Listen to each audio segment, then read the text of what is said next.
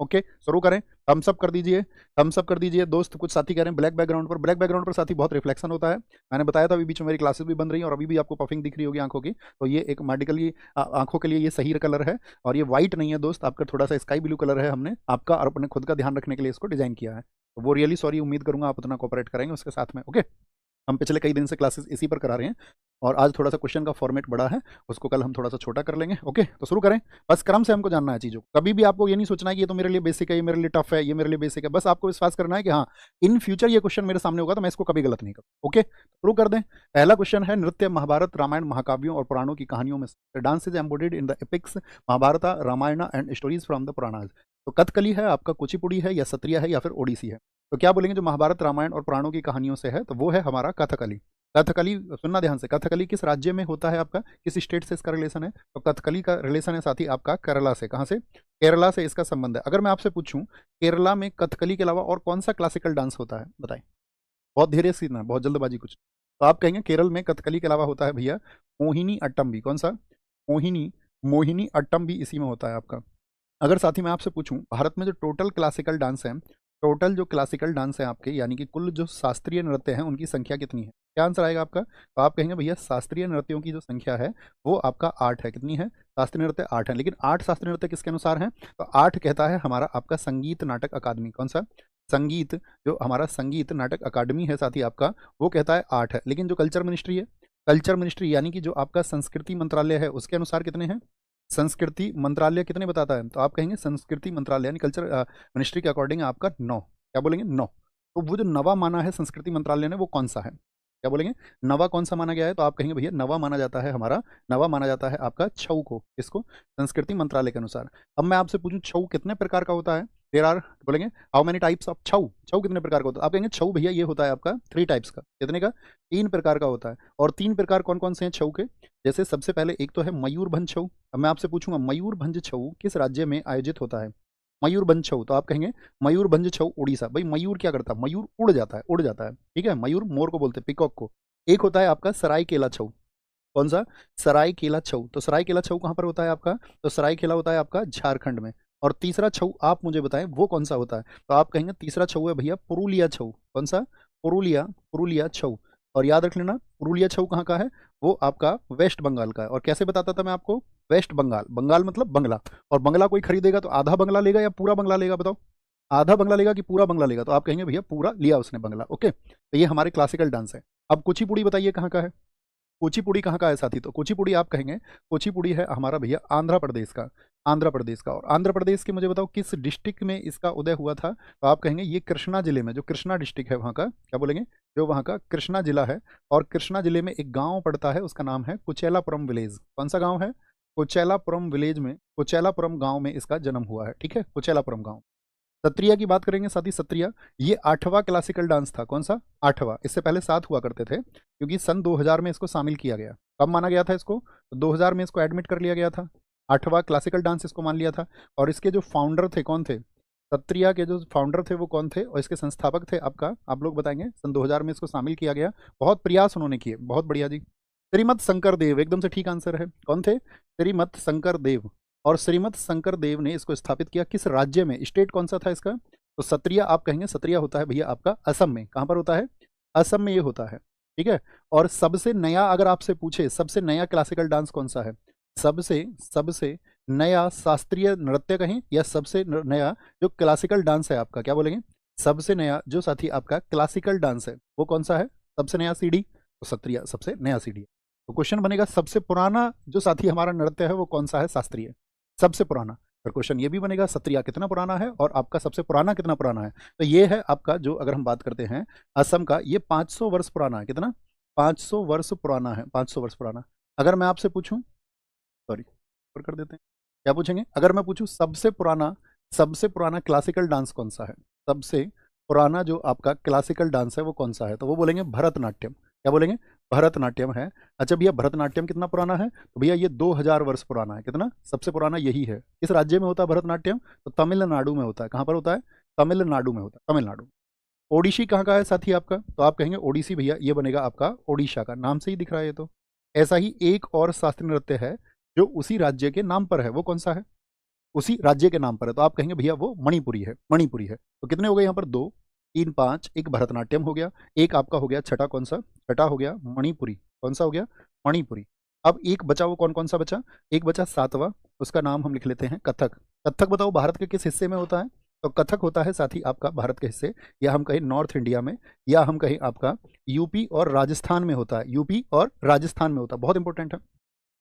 UP और राजस्थान में होता है। और कभी भी पूछे जैसे कि आपका मुगल, अगर मैं आपसे पूछूं, जो मुगल थे भारत के, वो उत्तर भारत में ज़्यादा एक्टिव थे कि साउथ इंडिया में ज़्यादा एक्टिव थे? तो आप कहेंगे भैया वो नॉर्थ इंडिया में ज़्यादा एक्टिव थे। तो किस डांस को मुगलों ने सहायता दी थी? तो वो कथक है, ठीक है, जो कि यूपी में बहुत होता है। यूपी में कितने हो गए आपका टोटल? अभी बताएं कौन सा क्लासिकल डांस हमने नहीं लिखा है? 8वां। तो कितना हो गया हमारा? 8 से ज़्यादा हो गया क्या? 3 और 2 5 और 1 6, हाँ 8 हो तो गए, पूरा पूरा हो गया 8, ठीक है। क्या बोलेंगे भैया? पूरे 8 हो गए हैं। 7th एंड 8th इनको हम कहेंगे, 7th एंड 8th इनको हम कहेंगे। अब हम आपसे कुछ क्वेश्चन पूछेंगे, ठीक है। कुछ क्वेश्चन आप हमको बताना, जैसे कि हम पूछेंगे, अभी क्वेश्चन किससे था हमारा? हमारा क्वेश्चन था आपका कथकली से। कथकली के बारे में कुछ इनपुट्स मुझे बताइए, आप कथकली के बारे में आप क्या जानते हैं? कथकली के बारे में देखो, जानने योग्य बात क्या है, एक तो पूछा जाएगा इसमें जो आपका नायक होता है उसको क्या बोलते हैं? जो हीरो होता है इसमें, कौन? जो इसमें हीरो होता है कथकली डांस में, इसमें एक होता है आपका, क्या बोलते हैं उसको? जो खलनायक होता है, नायक नहीं खलनायक हूं मैं। खलनायक क्या बोलेंगे? जो इसमें विलेन होता है, क्या बोलेंगे? जो इसमें विलेन होता है। कभी आप देखोगे ना कथकली, तो आप देखोगे उसमें एक हीरो दिखा देंगे, जैसे कि आपका भीम को हीरो दिखा देंगे, या दुशासन को आपको मान के चलो उसमें विलेन दिखा देगा, दुशासन को वो उसमें मारेगा पीटेगा, ये सब करेंगे। ओके, बोलेंगे अभी फटाफट से। तो क्या बोलेंगे? कथकली, कथकली में जो नायक होता है उसको क्या बोलते हैं? तो नायक को क्या बोल देंगे भैया? बोलेंगे फटाफट से। नायक को बोला जाता है पाचा, और जो खलनायक होता है उसको बोलते हैं काथी, या काठी भी उसको बोला जाता है। क्या? काथी भी उसको बोला जाता है। ओके। अब यहाँ पे पूछेंगे जो आपका कथकली होता है इसमें कितनी साथी मुद्रा होती है? मुद्रा का मतलब कितने स्टेप्स होते हैं? तो इसमें स्टेप्स होते हैं आपका 24। क्या बोलेंगे? कितने स्टेप्स इसमें होते हैं? तो 24 स्टेप्स इसमें होते हैं। अगर मैं पूछूं इसमें जो मेकअप होता है वो कितनी तरह का होता है? श्रृंगार, अर्थात इसमें जो मेकअप होता है वो कितने प्रकार का होता है? तो मेकअप इसमें होता है 5 प्रकार का। कितने का? 5 प्रकार का इसमें मेकअप होता है। अगर आपसे कभी भी पूछे इसमें जो भाषा होती है, भाषा होती है, लैंग्वेज होती है, वो कौन सी यूज होती है? तो इसमें जो लैंग्वेज होती है उसका नाम है मणि प्रबलम। कौन सी है? मणि प्रबलम है। और मणि प्रबलम भाषा मुझे बताएं कौन सी 2 लैंग्वेज से मिलकर के मणि प्रबलम बनती है? तो मणि प्रबलम बनती है भैया एक तो मलयालम से, किससे मिलके बनती है? एक तो मलयालम से मिलके बनती है, और एक बनती है आपका संस्कृत से। किससे? संस्कृत और मलयालम से। अब मेरा क्वेश्चन आपसे ये रहेगा, मुझे बताओ मलयालम किस स्टेट में बोली जाती है?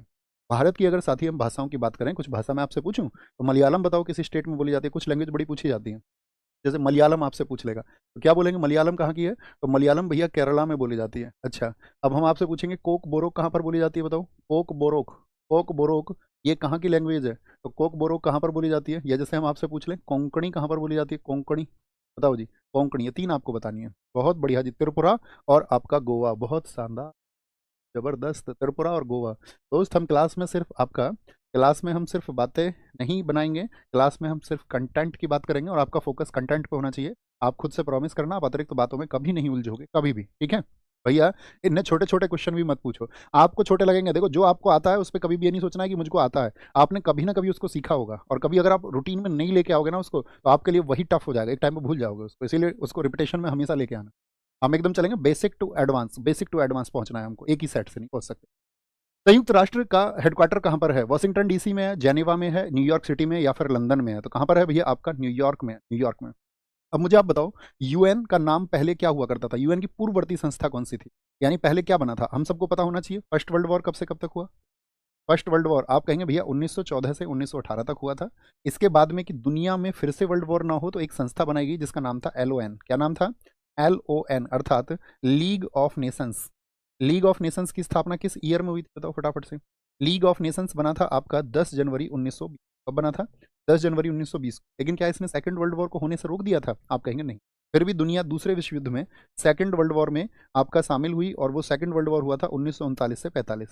सेकंड वर्ल्ड वॉर के बाद में बनाया गया था आपका क्या? यूनाइटेड नेशंस, यूएन बोलो या यूनाइटेड नेशंस ऑर्गेनाइजेशन बोलो। किस दिन बना था यूएनओ बताओ? तो आप कहेंगे 24 अक्टूबर 1945 को बना भैया।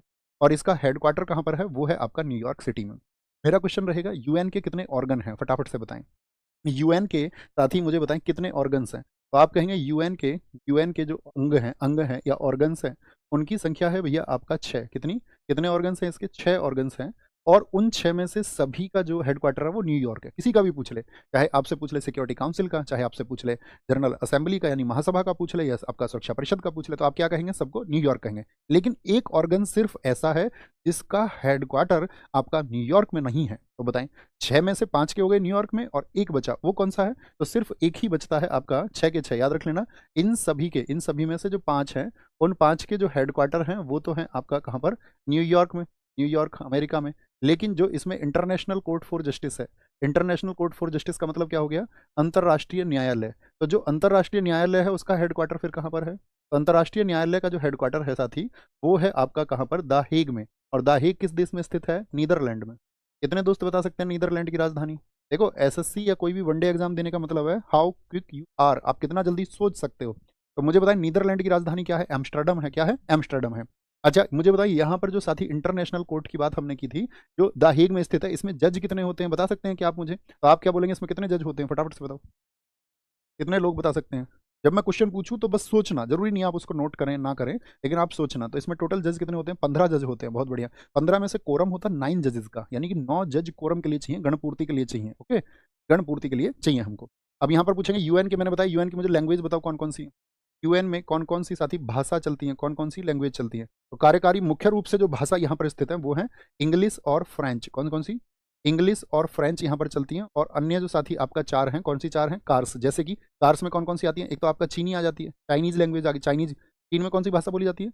मंदारिन। ठीक है, चीनी हो गई आपका, अरबी हो गई, रशियन हो गई, रशियन, और आपका स्पेनिश हो गई। कौन सी? स्पेनिश। ये 4 यहाँ पर बोली जाती हैं यूएन की भाषाएं, यूएन की भाषाएं। मुझे बताओ, यूएन के चार्टर में कितने चैप्टर हैं? जो यूएन का चार्टर है, यूएन साथी आपका जो चार्टर है उसमें कितने चैप्टर हैं? तो क्या बोलोगे? यूएन के चार्टर में जो चैप्टर हैं वो है 19, और टोटल आर्टिकल हैं इसमें 111, 111। अगर मैं आपसे पूछूं, यूएन में साथी जो आपका सुरक्षा परिषद है, जो सिक्योरिटी काउंसिल है, सुरक्षा परिषद, यानी कि आपका जो सिक्योरिटी काउंसिल है, सुरक्षा परिषद, इसमें कितने देश होते हैं? सुरक्षा परिषद में कितने देश होते हैं बताएंगे? सुरक्षा परिषद में टोटल कितने देश होते हैं सिक्योरिटी काउंसिल में? तो आपको पता होना चाहिए, यूएन में जो सिक्योरिटी काउंसिल है, सिक्योरिटी काउंसिल का मतलब होता है, इसको दुनिया का पुलिसमैन बोलते हैं, पुलिसमैन ऑफ द वर्ल्ड। तो इसमें जो टोटल मेंबर होते हैं वो होते हैं 15। कितने होते हैं? इसमें 15 सदस्य होते हैं। उन 15 सदस्यों में से साथी आपका 10 तो होते हैं, कैसे? 10 तो होते हैं आपका टेम्पररी, टेम्पररी होते हैं, यानी कि अस्थाई होते हैं, अस्थाई होते हैं। और 5 क्या होते हैं? 5 होते हैं आपका, 5 स्थाई होते हैं। स्थाई का मतलब परमानेंट होते हैं। अब 5 स्थाई कौन कौन से हैं बता सकते हैं क्या? तो लिखिए जिनको नहीं पता है। तो 5 स्थाई हैं, ABCFR, ABCFR, America, Britain, China, France, और आपका कौन सा? अमेरिका, ब्रिटेन, चाइना, फ्रांस और रूस हैं। ठीक है, तो कौन कौन से हैं? अमेरिका, लिख सकते हैं आप इसको, अमेरिका यानी कि यूएस से लिख लीजिए आप, यूएस से। ठीक है, अमेरिका, ब्रिटेन, आपका चाइना, फ्रांस और रूस। भारत क्या स्थायी सदस्य है? आप कहेंगे नहीं भैया, भारत नहीं है। तो भारत आता है किसमें? अस्थाई में। अब मेरा क्वेश्चन क्या रहेगा, सुनिए जरा। अस्थाई देश जो चुना जाता है वो कितने दिन के लिए चुना जाता है बताएं जरा। अगर हम बात करें आपसे, जो सुरक्षा परिषद है उसमें अस्थाई, जो सुरक्षा परिषद में अस्थाई सदस्य कितने दिन के लिए चुना जाता है? ठीक है, अस्थाई कितने दिन के लिए चुना जाता है? तो अस्थाई जो सदस्य होता है साथी, जो आपका क्या बोलेंगे टेम्पररी मेंबर है, वो 2 वर्ष के लिए चुना जाता है, 2 वर्ष के लिए। अच्छा, भारत कितनी बार चुना गया है इसमें? 2 वर्ष के लिए चुना जाएगा वो। ठीक है, चुना जाता है। अगर हम बात करें आपसे भारत कितनी बार चुना गया है, तो अपना प्यारा देश इंडिया जो है इसके लिए क्या बोलेंगे, 8 बार चुना जा चुका है, 8 बार। अगर सबसे ज्यादा बार कौन चुना गया है बताएं? सबसे ज्यादा बार जापान। कितनी बार चुना जा चुका है? तो आप कहेंगे जापान इसके लिए 12 बार चुना जा चुका है। पहले 11 बार था, और पिछले सेशन के लिए 2023 से लेकर के 24, यानी 2 साल के लिए चुना गया था। अब हमारा क्वेश्चन क्या रहेगा, एक वर्ष में कितने ऐसे देश हैं जो अस्थायी चुने जाते हैं? तो याद रख लेना, कुल अस्थायी होते तो 10 हैं, लेकिन क्या बोलेंगे आपका, ऐसे बोलेंगे। अगर मैं पूछूं कितने चुने जाते हैं, तो एक वर्ष में 5 देश चुने जाते हैं। कितने देश चुने जाते हैं? 5 देश साथी आपका चुने जाते हैं, चुने जाते हैं। ठीक है, बहुत शॉर्ट में लिख लिया करो आप, एक वर्ष में। ठीक है, ये आपको पता होना चाहिए। अच्छा, इंडिया पहली बार कब चुना गया था, क्या आप बता सकते हैं? इंडिया 8 बार चुना गया। अगर हम आपसे पूछें भारत पहली बार कब चुना गया था? इंडिया पहली बार चुना गया था 1950 में। बहुत इंपॉर्टेंट क्वेश्चन बन सकता है। इंडिया पहली बार 1950 में चुना गया था। कब? 1950 में। ओके, ये हमारी बात थी। हमने आपको बताया यूएनओ की स्थापना हुई 24 अक्टूबर 1945 को। 24 अक्टूबर कौन सा डे हो गया? तो यूएन डे हो गया, यूएन डे। जब इसके लिए शुरुआत में हस्ताक्षर हुए थे तो कितने देशों ने साइन किए थे? तो आप कहेंगे इस पे भैया टोटल 51 कंट्रीज ने साइन किए थे। ठीक है, और टोटल 51 कंट्री ने जब इस पे साइन किए तो 51वां देश कौन सा था? 51वां देश कौन सा था? क्या बोलेंगे? इस पे साइन करने वाला जो 51वां देश था उसका नाम था साथी आपका पोलैंड। क्या नाम था? पोलैंड उसका नाम था, पोलैंड। और वर्तमान में यूएन में कितने सदस्य हैं बताओ? वर्तमान में यूएन में कितने सदस्य हैं? तो यूएन में जो मेंबर हैं उनकी संख्या है वर्तमान में 193। कितनी है? 193। क्योंकि आपको पता होना चाहिए जो 193वां सदस्य है उसका नाम है साउथ सूडान, यानी कि दक्षिणी सूडान है, दक्षिणी सूडान। एक बार थम्स अप करके बताएं भैया, आवाज और लिखा हुआ आप सबको क्लियर है ना? कोई दिक्कत नहीं है ना इस बात में? लिखा हुआ साफ दिख रहा है ना? ये बढ़िया है, इस पर साफ दिखता है एकदम से। वो एक्सपेरिमेंटल मोड पे था और हम उसमें कामयाब हुए। अल्फ्रेड नोबेल पुरस्कार की स्थापना करने वाले अल्फ्रेड नोबेल ने किस चीज का आविष्कार किया? किस चीज का आविष्कार किया बताएंगे? कंपास का, डायनामाइट का, पेनिसिलिन का, लाइट बल्ब का? तो भैया बल्ब छोड़ दीजिए एडिशन का, अलेक्जेंडर फ्लेमिंग का। पेनिसिलिन छोड़ दीजिए, इन्होंने आपका आविष्कार किया था किसका? डायनामाइट। डायनामाइट का किसने? अल्फ्रेड नोबेल ने। कितने साथी बता सकते हैं अल्फ्रेड नोबेल किस देश के निवासी थे? तो अल्फ्रेड नोबेल की अगर हम बात करें आपसे तो क्या बोलेंगे? अल्फ्रेड नोबेल, जो नोबेल थे आपका अल्फ्रेड बर्नार्ड नोबेल नाम था यूं तो इनका। जो नोबेल है इनका जन्म हुआ था आपका, जन्म हुआ था 1833 में। और अल्फ्रेड नोबेल की डेथ किस ईयर में हुई थी? तो डेथ हुई थी 1896 में। देश था इनका साथी स्वीडन। इनके मरने के बाद में इनके साथी आप जानते हो विल, यानी कि इनकी वसीयत को पढ़ाया गया था। और वसीयत जब इनकी पढ़ी गई तो उसमें पता चला कि नोबेल पुरस्कार दिए जाएंगे। यानी नोबेल पुरस्कारों की कभी भी पूछे आपसे, जो नोबेल प्राइज है, नोबेल प्राइज है, उनकी घोषणा कब की गई थी? अनाउंसमेंट कब हुआ था? नोबेल नोबेल प्राइज के साथी जो आपका अनाउंसमेंट कब हुआ था? तो आप कहेंगे अनाउंसमेंट हुआ था 1900, 1900 में। लेकिन कभी भी पूछे पहली बार दिए कब गए, फर्स्ट टाइम, पहली बार साथी कब वो दिए गए थे? तो फर्स्ट टाइम पहली बार 1901 में दिए गए। कितने क्षेत्र में दिए जाते थे जब शुरू में इसको घोषित किया गया? तो शुरू में कितने में? तो 5 फील्ड्स उन्होंने बताए थे। कौन कौन से थे? तो याद रखना, शुरुआत में आपका 5 क्षेत्र थे शुरू में। यानी जब इनको स्टार्ट किया गया तो कितने फील्ड्स में दिया जाता था? शुरुआत में आपका 5 फील्ड्स में दिया जाता था। और वो 5 फील्ड कौन कौन सी हैं? 5 में पहली एक तो फिजिक्स हो गई, फिजिक्स यानी कि भौतिकी के लिए, भौतिकी के लिए। एक आपका केमिस्ट्री के लिए यानी कि आपका रसायन के लिए हो गई। और तीसरा आपका बायोलॉजी वाला फील्ड यानी कि मेडिसिन का फील्ड हो गया, मेडिसिन का यानी कि आपका किसका? चिकित्सा का क्षेत्र हो गया। और चौथा क्षेत्र कौन सा था इसमें? आपका एक था लिटरेचर। ठीक है, लिटरेचर बोले तो यानी कि आपका साहित्य के क्षेत्र में। किस क्षेत्र में? साहित्य के क्षेत्र में, साहित्य के क्षेत्र में। चिकित्सा के क्षेत्र में, चिकित्सा के क्षेत्र में। और पांचवा क्षेत्र कौन सा था वो आप बताएंगे, ठीक है? रसायन के क्षेत्र में, भौतिकी के क्षेत्र में, भौतिकी। और पांचवें क्षेत्र की बात करें तो पांचवा था आपका शांति का क्षेत्र, यानी कि पीस के फील्ड में दिया जाता था, दुनिया में जो शांति स्थापित करने का कार्य करेगा। अब बाद में क्या जोड़ा गया इसको? 1969 में, 1969 में इसमें छठे फील्ड के लिए दिए गए। छठा फील्ड कौन सा था? वो था इकोनॉमिक्स। इकोनॉमिक्स बोले तो आपका अर्थशास्त्र के लिए। किसके लिए? अर्थशास्त्र के लिए। तो क्या गणित इनमें है शामिल? कई बार क्वेश्चन पूछ लिया जाता है कि क्या नोबेल पुरस्कार किस क्षेत्र के लिए नहीं दिया जाता? जैसे गणित आ गया तो मुझे बताएं गणित का नोबेल किस अवार्ड को कहा जाता है? गणित का नोबेल किस अवार्ड को कहा जाता है? तो आपका आंसर होना चाहिए भैया वो मैथ के लिए दिया जाता है, उसका नाम है एबल अवार्ड। क्या? एबल अवार्ड उसको हम कहते हैं। अच्छा मुझसे पूछें तो या मैं ही पूछ लेता हूँ आपसे, आप क्या पूछेंगे? वास्तुकला का नोबेल किसको बोलते हैं? नोबेल ऑफ आर्किटेक्चर किसको कहा जाता है? नोबेल ऑफ आर्किटेक्चर किसको कहा जाता है? आप सब लोगों का आंसर आना चाहिए। Nobel of architecture. बहुत बढ़िया। अयांश ने सबसे पहले आंसर दिया है, प्रिज्कर। बहुत शाबाश, बहुत शाबाश, बहुत सारे साथियों ने कहा। तो 5 क्षेत्र में ये दिया जाता है। अच्छा मुझे बताएं इनको जो अनाउंस किया जाता है, जो इनकी साथी आपका घोषणा होती है वो किस मंथ में होती है? जो अनाउंसमेंट होती है वो होती है आपका अक्टूबर में। किसमें? अक्टूबर में। और जब इनको साथी आपका दिया जाता है तो वो कौन सा मंथ होता है? तो वो होता है दिसंबर का 10th डे, यानी कि 10 दिसंबर को ये दे दिए जाते हैं। 10 दिसंबर को कहाँ पे दिए जाते हैं साथी आपका? 10 दिसंबर को ये, तो आप कहेंगे स्टॉकहोम में। और स्टॉकहोम किस देश में स्थित है? स्वीडन की कैपिटल है स्टॉकहोम। अच्छा जो घोषणा होती है वो कहाँ पर होती है? तो घोषणा होती है आपका ओस्लो में। कहाँ पर होती है? ओस्लो में। ठीक है, घोषणा होती है आपका ओस्लो में होती है। कहाँ पर? ओस्लो में होती है। भैया इकोनॉमिक्स का 1967 में जोड़ा गया। मधुर शर्मा कह रहे हैं, हाँ जी आपने एकदम ठीक लिखा है, वही हमने यहाँ पर कहा है। इकोनॉमिक्स के लिए पहली बार 1969 में दिया गया। देखो 1967 में इकोनॉमिक्स के लिए पहली बार अनाउंस किया, मतलब आपका उसको इस्टेब्लिश किया गया था। फिर 1968 में उसको अनाउंस कर दिया गया और आपका 1969 में पहली बार दिया गया था, जिसको दिया गया था इकोनॉमिक्स के लिए रैगनर फ्रिश को। ठीक है, ये आपको पता होना चाहिए, वही हमने बताया। 10 दिसंबर को स्टॉकहोम में, और आपका घोषणा ओस्लो में होगी। लेकिन एक अवार्ड ऐसा है जो साथी स्टॉकहोम में ना दिया जा करके ओस्लो में दिया जाता है। उस अवार्ड का क्या नाम है? वो कौन सा अवार्ड है आपका? किस फील्ड का अवार्ड है? तो आप कहेंगे शांति का पुरस्कार है, शांति का। अच्छा जो शांति का नोबेल है वो कौन सी संसद के द्वारा दिया जाता है? आपको पता होना चाहिए शांति का नोबेल, क्योंकि ये सबसे ज्यादा साथी इसमें क्या होता है कि इस पर हमेशा डिस्प्यूट्स रहे हैं, तो इसलिए इसको क्या है अब वो अनाउंस ही नहीं करते, बिना अनाउंसमेंट के दिया जाता है। और शांति का जो नोबेल है वो स्टोर्टिंग जो संसद है, क्या बोलोगे? स्टोर्टिंग संसद के द्वारा। स्टोर्टिंग कहाँ की संसद है? नॉर्वे की। तो इसके द्वारा इसको फिर नॉर्वे की, इसके द्वारा इसको दिया जाता है, इसके द्वारा इसको दिया जाता है, ये हमको पता होना चाहिए। अब एक बेसिक सा क्वेश्चन पूछ लें, सबसे कम उम्र में जो साथी आपका नोबेल मिला है वो कौन है? सबसे कम उम्र में नोबेल पाने वाली कौन है? बताओ जी। सबसे कम उम्र में नोबेल पाने वाली कौन है? सबसे कम उम्र में नोबेल मिला है, सबसे कम उम्र में, बताओ जी। तो आप कहेंगे सबसे कम उम्र में मिला है भैया किसको? मलाला यूसुफजई को। किस ईयर में मिला था मलाला यूसुफजई को? एक इंडियन भी थे जिनको जब मिला था आपका। भारत में एक है ना आपका समाज सेवी कैलाश सत्यार्थी, वो एक मूवमेंट चलाते हैं बचपन बचाओ आंदोलन, तो उनको उनको भी मिला था मलाला यूसुफजई के साथ में 2014 में, ठीक है। मलाला यूसुफजई की एसएससी बहुत इंपॉर्टेंट बुक पूछती है दोनों। एक तो आई एम मलाला बुक है, तो उसको तो आप समझ ही जाओगे मलाला। एक इनकी किताब है वी आर डिस्प्लेस्ड, क्या? वी आर डिस्प्लेस्ड, ये किसकी बुक है? तो हमारा आंसर आएगा कि ये मलाला की बुक है। अच्छा ठीक है। तब से कितनी उम्र में मिल गया था इनको? तो 16 वर्ष कुछ महीने की, लगभग 17 वर्ष कहा जाता है। सबसे अधिक उम्र में, सबसे अधिक उम्र में किसको मिला है? सबसे ज्यादा एज में, तो वो मिला है 97 की एज में। कौन व्यक्ति है वो जिनको 97 की एज में मिला है? 97 एज में किसको मिला है? तो उनका नाम है गुड इनफ, क्या? गुड इनफ है, गुड इनफ, गुड इनफ को मिला है। Okay next. भारत में हवाई परिवहन निम्नलिखित में से किस वर्ष में शुरू किया गया था? हवाई परिवहन बताओ जी। हवाई परिवहन 1948 में शुरू किया गया, 1932 में शुरू किया गया, 1954 या 1911 में? तो भैया पहली बार 1911 में शुरू हुआ। और ये क्या थी? दरअसल में विश्व की पहली हवाई डाक सेवा थी। ये साथी आपका हवाई डाक सेवा थी। क्या बोलोगे? ये भैया एयर पोस्ट सर्विस थी। क्या थी? एक ये एक एयर पोस्ट सर्विस थी जो 1911 में हुई थी। अच्छा ये कहाँ से कहाँ तक हुई थी? ये हुई थी आपका प्रयागराज, प्रयागराज से लेकर के, प्रयागराज से नैनी। क्या बोलोगे? प्रयागराज से नैनी, ज़्यादा दूर नहीं है ये, आपका लगभग 10 किलोमीटर दूर था।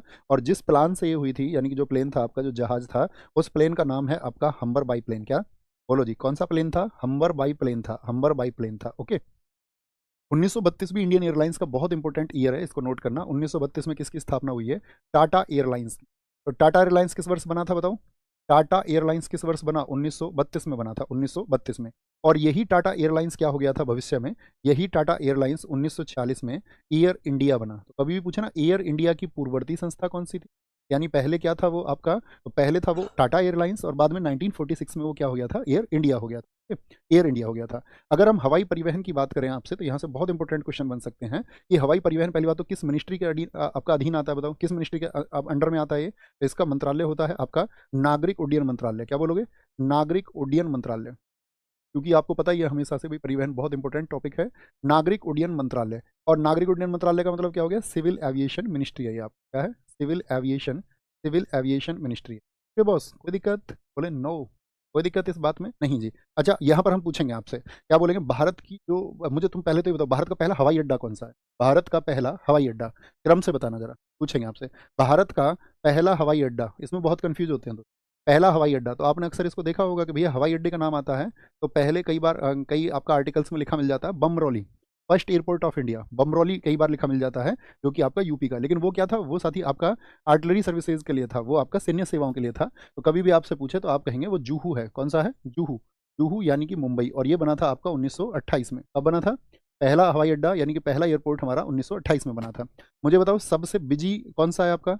सबसे बिजी, सबसे बिजी जो एयरपोर्ट है भारत का वो कौन सा है? तो सबसे बिजी एयरपोर्ट है हमारा इंदिरा गांधी इंटरनेशनल। इंदिरा गांधी इंटरनेशनल किस जगह पर स्थित है? तो इंदिरा गांधी इंटरनेशनल है नई दिल्ली में। मुझे बताओ सबसे बड़ा एयरपोर्ट कौन सा है भारत का? सबसे बड़ा तो कौन सा है ये आपका? इंदिरा गांधी इंटरनेशनल, यानी इंदिरा गांधी, इंदिरा गांधी जी के नाम पर नई दिल्ली में। तीसरा मैं आपसे पूछूंगा सबसे बड़ा कौन सा है, बिगेस्ट एयरपोर्ट भारत का? तो वो है राजीव गांधी। राजीव गांधी एयरपोर्ट कहाँ पर है दोस्त बताओ? र, र, राजीव गांधी भैया जी वो हैदराबाद में स्थित है। कहाँ पर है? हैदराबाद में। भारत का मुझे बताओ 100वां हवाई अड्डा कहाँ पर है? जो 100वां साथी एयरपोर्ट बना भारत का, वो कहाँ पर है? तो 100वां एयरपोर्ट था हमारा पाक्यांग। क्या? पाक्यांग। और पाक्यांग कहाँ पर स्थित है आपका? वो सिक्किम में स्थित है। कहाँ पर है? सिक्किम में स्थित है, सिक्किम में। क्या आप मुझे बता सकते हैं भारतीय वायुयान अधिनियम किस वर्ष में आया था? जो साथी आपका एयरप्लेन एक्ट आया था वो आया था 1934 में। क्या बोलेंगे? वायुयान अधिनियम आपसे हमने पूछा है, वायुयान अधिनियम कब आया था? वायुयान एक्ट कब आया था? एयरप्लेन एक्ट तो 1934 में आया, 1934 में आया। अब यहाँ पर इंपॉर्टेंट क्वेश्चन बनेगा, एक हमें भी याद है, दो चीजें बहुत अभी चर्चित हुई थी। एक तो सौर ऊर्जा से संचालित भारत का पहला या विश्व का पहला एयरपोर्ट कौन सा बन गया? क्या बोलेंगे? Operated by solar energy, the first airport in the world, पूरे विश्व में पहला बन गया है। तो वो कौन सा है ये आपको बताना है। बोलेंगे जी, सारे लोगों का आंसर होना चाहिए। तो क्या बोलेंगे भैया? आपका क्या बोल दिया हमने यहाँ पर? क्या बोलेंगे? एक तो साथी हमने आप सॉरी, एक तो हमने बोला आपसे कि यहाँ पर हमको बोलना है सौर ऊर्जा से संचालित, सौर ऊर्जा से संचालित, सौर ऊर्जा से संचालित, operated by solar energy, operated by solar energy, जो पहला पहला बना है ये आपका कहाँ पर? विश्व में। पूरी दुनिया में ये पहला बना है, तो वो है आपका कोचीन, क्या बोलोगे, कोचीन हवाई अड्डा है। और कोचीन हवाई अड्डे की एक प्रमुख बात और है, ये पीपीपी मॉडल पर आपका क्या बोलेंगे, आपका जो प्राइवेट पब्लिक पार्टनरशिप होता है पीपीपी मॉडल पर, क्या बोलेंगे, पीपीपी मॉडल। सारे लोग पीपीपी का फुल फॉर्म लिखें, ये आपको टास्क है अभी, ये अपने सारे के सारे एकलव्यों को अभी ये टास्क है कि आपको पीपीपी का फुल फॉर्म लिखना है। तो पीपीपी मॉडल पर बना पहला, बना बना ये पहला एयरपोर्ट है, पहला एयरपोर्ट है, आप पहला एयरपोर्ट है, ठीक है, पीपीपी मॉडल पर बना है। तो आपका सबसे बिजी हो गया, सबसे बड़ा हो गया, 100वां हो गया, आपका वायुयान एक्ट हो गया, पीपीपी मॉडल पर हो गया, ये आपको पता होना चाहिए, ठीक है।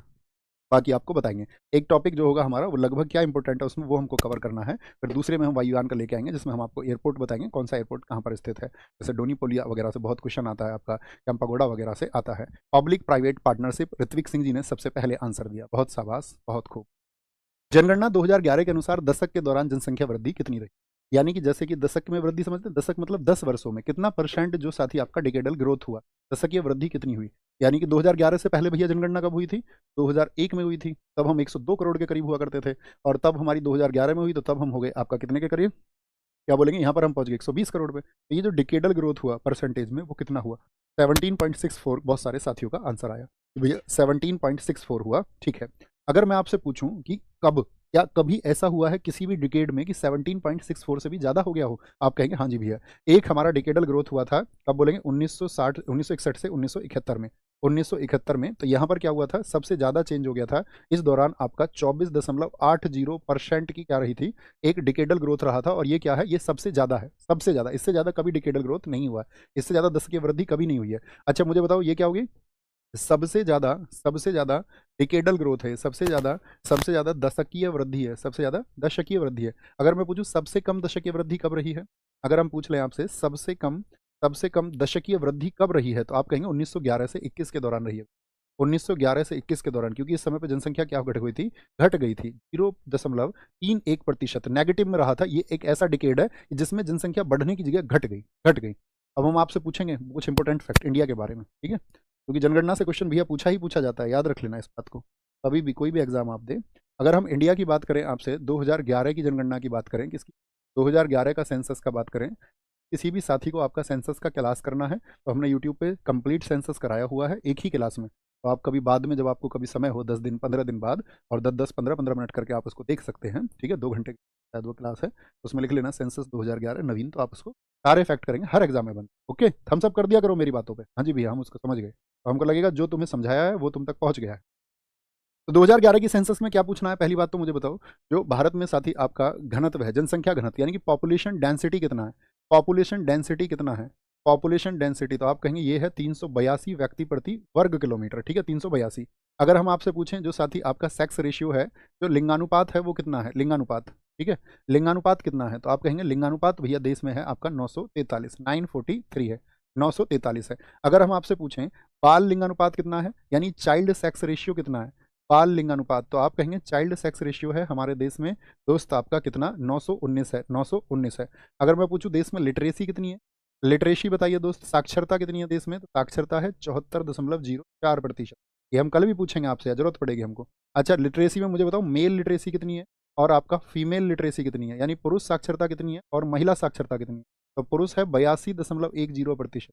ये इतनी बेसिक चीज़ है आपको कम से कम पता होनी चाहिए, तभी हम आगे पूछेंगे, ठीक है। क्या पूछेंगे भैया, जनगणना 2011 में 29% पूछे गए, ये हमें गूगल पर भी समझ में नहीं आया। 29% दोस्त, जैसे अभी आपने सबने सुना होगा कि इस बार जाति का जनगणना होगी, सुना आपने, तो इस बार एक कॉलम जाति का भी होगा, तो 29% का मतलब है उसमें 29 कॉलम थे कि आप कहाँ पर निवास करते हैं, आपकी आयु क्या है, ठीक है, और आपका अन्य व्यवसाय क्या है, तो इस तरह के उसमें 29% पूछे गए थे, इसका मतलब ये है मेरे दोस्त, ओके।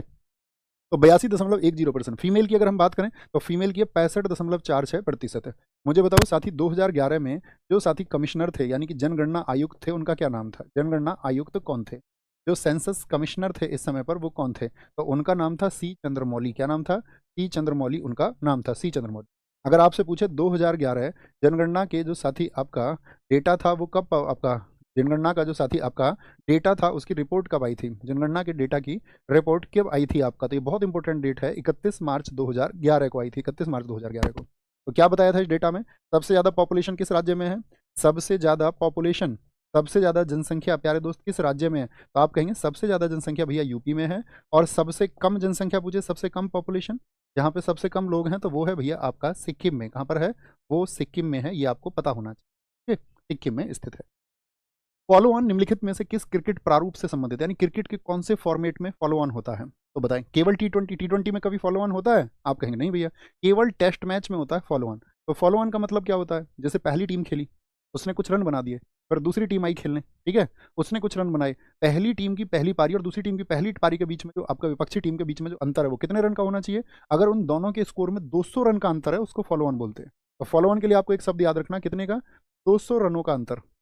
200 रनों का जो अंतर होता है उसको हम बोलते हैं फॉलो ऑन। क्या बोलेंगे उसको? फॉलो ऑन कर देते हैं। बाकी किसी में फॉलो ऑन होता ही नहीं है।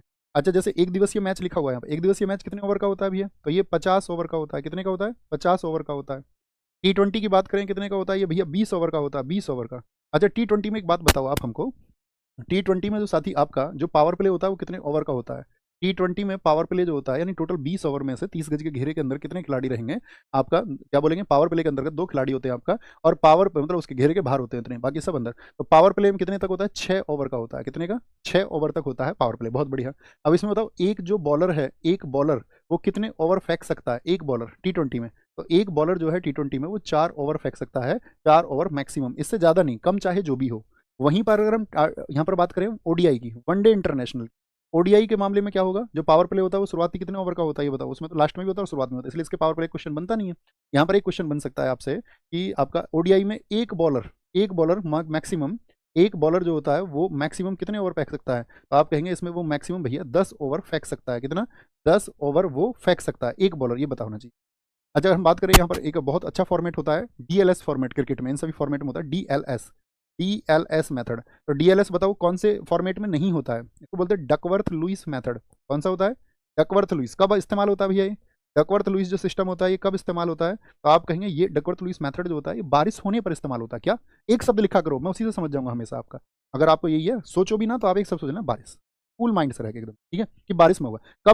कब से शुरू हुआ था भैया डीएलएस? डीएलएस शुरू हुआ था आपका 2008 से। पूछा जाता है कब से आपका डीएलएस कब से? नहीं, 1997 में शुरू हुआ था डीएलएस। वो तो आपका डीआरएस है, डीआरएस है वो तो, ठीक है, डीआरएस है। तो क्या बोलेंगे? आपका डकवर्थ लुईस शुरू हुआ था 1997 से। और ये आपका किस किस के बीच में? जिम्बाब्वे, जिम्बाब्वे, जिम्बाब्वे की टीम थी, जिम्बाब्वे वर्सेस इंग्लैंड के बीच ये आपका इस्तेमाल हुआ था पहली बार, इंग्लैंड के बीच में, ठीक है।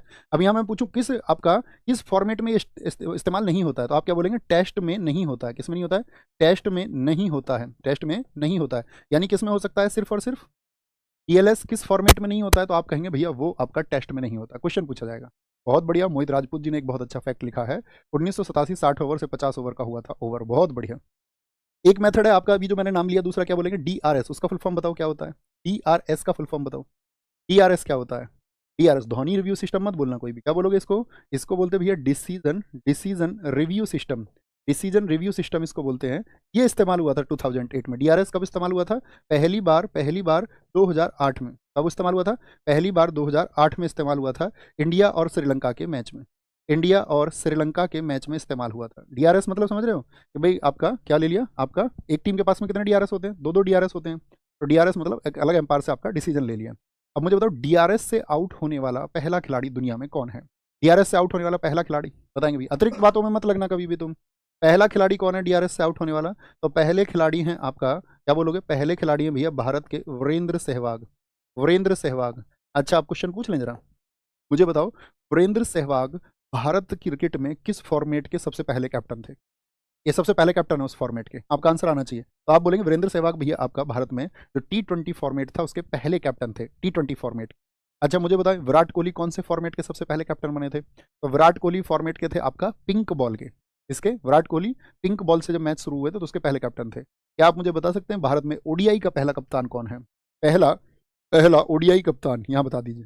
पहला ओडीआई कप्तान कौन है? वनडे इंटरनेशनल का भारत का पहला कप्तान कौन है? तो ओडीआई के थे आपका अजित वाडेकर। क्या बोलेंगे? अजित वाडेकर। और जब तीनों मैच की तुलना की बात चल रही है तो यहाँ पर एक तुलना और हम आपसे करना चाहेंगे, ठीक है। एक वो आपका कंपैरिजन होगा इस चीज़ का, तो वो कंपैरिजन है, मुझे बताओ जैसे टेस्ट मैच होता है तो वो कितने ओवर का होता है बताओ? टेस्ट मैच, तो टेस्ट मैच होता तो वैसे तो 5 दिन का है। कितने दिन का होता है? 5 दिन का होता है। और इसमें क्या होता है? 90 ओवर्स होते हैं। कितने?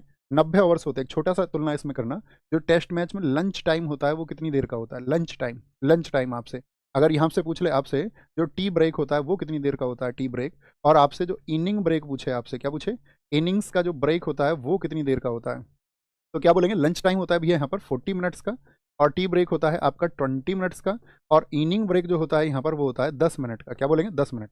वहीं पर अगर ओडीआई की बात करें, वनडे इंटरनेशनल की, ठीक है, यहीं पे बात कर लेते हैं। अगर हम बात करें यहाँ पर आपका वनडे इंटरनेशनल की, तो उसमें लंच टाइम कितना होता है ओडीआई में, तो आप बोलेंगे भैया लंच टाइम नहीं होता, बस वहां पर होता है आपका इनिंग ब्रेक जो होगा वो 40 मिनट का होगा, 40 मिनट का। और T20 में मुझे बताएं, T20 में मुझे बताओ एक बार, जो इनिंग ब्रेक होता है T20 में कितनी देर का होता है, कितनी देर बाद दूसरी इनिंग शुरू हो जाती है T20 में, सारे लोगों का आंसर आना चाहिए, तभी आगे बढ़ेंगे भैया। कमाल कमाल कमाल कमाल, 10 10 10 मिनट, ठीक है, बहुत बढ़िया। तो T20 में कितनी देर का होता है, T20 में होता है ये आपका इनिंग ब्रेक होता है आपका 10 मिनट का, कितनी देर का, 10 मिनट का होता है। नेक्स्ट, निम्नलिखित में से कौन रेत समाधि उपन्यास की लेखक या लेखिका है। रेत समाधि, रेत समाधि को लिखा है गीतांजलि श्री ने, दुनिया में बहुत चर्चित हुई थी अभी दोस्त, क्योंकि इनको मिला था 2022 का, 2022 का कौन सा, इनको मिला था 2022 में आपका बुकर इंटरनेशनल अवार्ड, कौन सा, Booker international, Booker international award इनको मिला था आपका, इंटरनेशनल अवार्ड। और बुकर इंटरनेशनल अवार्ड किस ईयर में, 2022 में। और इसी किताब का, ये जो किताब है क्या बोलेंगे इसको, रेत समाधि, रेत समाधि, इसका जो साथी आपका इंग्लिश ट्रांसलेशन किया था वो किसने किया था, क्योंकि इन दोनों को प्राप्त हुआ है। इसका इंग्लिश ट्रांसलेशन किया था आपका डेजी रॉकवेल ने, किसने, डेजी रॉकवेल ने। बहुत इंपॉर्टेंट क्वेश्चन पूछ लें, उत्साही बच्चे आंसर दे पाएंगे।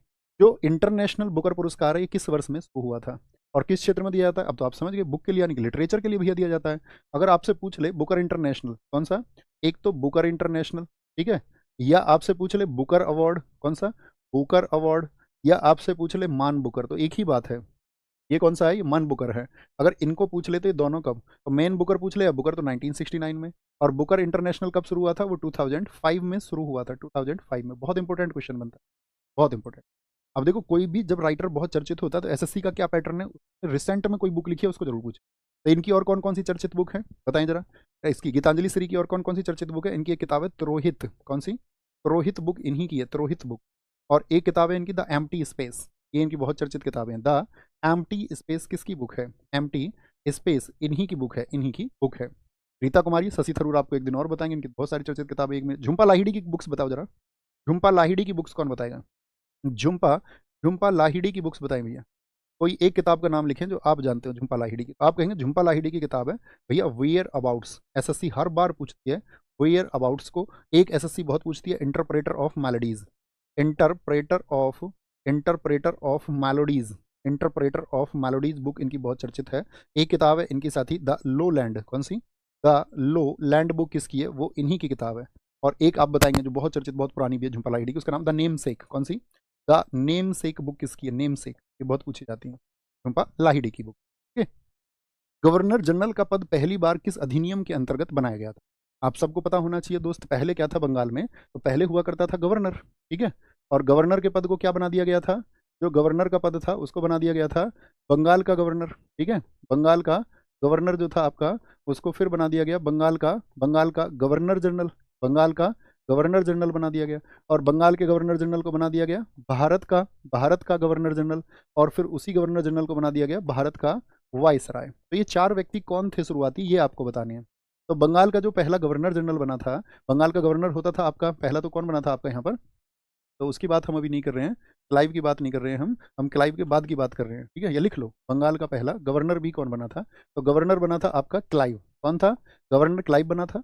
गवर्नर जनरल की दोस्त बात करें तो वो बना था हेस्टिंग्स, कौन बना था बताएं जरा, बंगाल का पहला गवर्नर जनरल बना था आपका हेस्टिंग्स। मुझे बताओ हेस्टिंग्स किस एक्ट से बना था, हेस्टिंग्स किस एक्ट से बना था। और भारत का अगर गवर्नर जनरल की बात करें तो वो बना था आपका कौन, बेंटिक बना था, बेंटिक, बेंटिक बना था। और भारत के वाइसराय की बात करें साथ ही तो कैनिंग बना था। तो इसको बोलते हैं हम क्लाइव है, क्या बोलेंगे इसको, विलियम, ये क्लाइव था, विलियम है, क्या बोलेंगे बेंटिक, और फिर आपका कैनिंग है। बेंटिक बेंटिक बेंटिक बेंटिक, बहुत बढ़िया जी। अब देखो इंपॉर्टेंट क्वेश्चन क्या बनेगा, किस किस एक्ट से बने, तो ये जो बना था हेस्टिंग्स, ये बना था आपका 1773 के रेगुलेटिंग एक्ट। अगर मैं आपसे पूछूं बेंटिक किससे बना था, तो बेंटिक बना था 1833 एक्ट से, 1833 के एक्ट से। अगर कैनिंग पूछे कभी भी तो आप लिखना 1858 एक्ट से, 1858 के एक्ट से। अच्छा दोस्त, अगर हम आपसे पूछें 1773 के एक्ट में और क्या इंपॉर्टेंट हुआ था, तो आप कहेंगे 1773 के एक्ट में भी है सबसे इंपॉर्टेंट पहली बात तो ये है कि भारत में आपका न्यायपालिका की स्थापना हुई थी, और कलकत्ता में कलकत्ता में आपका सुप्रीम कोर्ट बना था किस वर्ष में? कलकत्ता में जो सुप्रीम कोर्ट बना था 1774 में। इसमें जो मुख्य न्यायाधीश थे मुझे बताएं, कलकत्ता के सुप्रीम कोर्ट में जो चीफ जस्टिस थे वो कौन थे? चीफ जस्टिस थे इसमें एलिजहा इम्पे। क्या बोलोगे? एलिजहा इम्पे थे। और एलिजहा इम्पे के साथ में साथ ही आपका 3 जो अदर जस्टिस थे, यानी 3 जो अदर जज थे, उनके क्या नाम थे? 3 अन्य न्यायाधीशों के उनके नाम थे आपका लैम्बर्स। लैम्बर्स क्या बोले? लैम्बर्स नहीं था, सॉरी लैम्बर्स नहीं था। क्या नाम था उसका? नाम था चैम्बर्स। चैम्बर्स था, लिमेस्टर था और हाइड था। चैम्बर्स, चैम्बर्स, लिमेस्टर, लिमेस्टर, लिमेस्टर और आपका लिमेस्टर के साथ में आपका तीसरा व्यक्ति था हाइड। हाइड। अब हम आपसे पूछेंगे 1773 का जो रेगुलेटिंग एक्ट है ये कब पेश हुआ था? पेश प्रेजेंट कब हुआ था? तो ये पेश हुआ था आपका 18 मई 1773 को। 18 मई 1773 को। इसीलिए इसको नार्थ एक्ट कहा गया क्योंकि इसको फ्रेडरिक नार्थ ने पेश किया। बहुत इंपॉर्टेंट क्वेश्चन बार बार पूछा जाता है। फ्रेडरिक नार्थ ने क्या किया था? इसको पेश किया था। इसको पेश किया था। ठीक है। अच्छा, अब यहाँ पर हम कुछ क्वेश्चन पूछें आपसे, एक अच्छा इंपॉर्टेंट सा क्वेश्चन, ध्यान से सुनना। जैसे हम आपसे पहले पूछेंगे, मुझे बताओ जो पिट्स इंडिया एक्ट आया वो किस वर्ष में आया? तब बनेगी बात। कुछ इंपॉर्टेंट क्वेश्चन पूछते हैं और इनको कनेक्ट करते हैं सारी चीज। जैसे हम आपसे पूछेंगे सबसे पहले पिट्स इंडिया एक्ट कब आया? पिट्स इंडिया एक्ट, तो आपका आंसर आएगा पिट्स इंडिया एक्ट आया विलियम पिट द यंगर की प्रधानता में। पिट्स एक्ट आया था 1784 में। 1784 के पिट एक्ट में क्या कर दिया गया था आपका? आप बताएं। पिट इंडिया एक्ट में क्या कर दिया गया था? तो उसमें 2 संस्थाएं बनाई गई थी, एक तो बीओडी, एक बीओसी। बीओडी क्या था? इसमें 2 संस्थाएं थी आपका, बीओडी एंड बीओसी। बीओसी क्या था आपका? बीओडी क्या था? तो बोर्ड ऑफ डायरेक्टर्स।